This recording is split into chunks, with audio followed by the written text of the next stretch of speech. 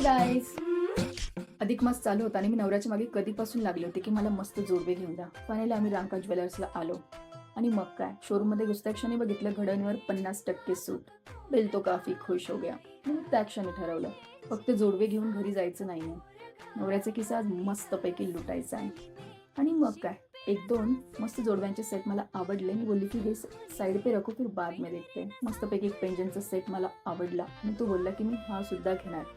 आणि I said it's done, bill बनाओ. नवरा बोलला एक चीज लेने आते हैं और दो लेने की तेरी पुरानी आदत अभी तक नहीं गई है. जोडवे तर फक्त निमित्त होतं, बाकी काय दिल पे पत्तर रख के कार्ड स्वाईप करणं हा त्याचा मोठा त्यागच होता. फायनली मन भरून शॉपिंग झाली. माझा मूड एकदम मस्त हॅपी हॅपी होता. नवऱ्याने विचारलं are you happy. I said yes I am happy. आणि मग काय, मस्तपैकी भरपूर आनंदात आणि आठवणी घेऊन मी घरी परतले. Thank you guys.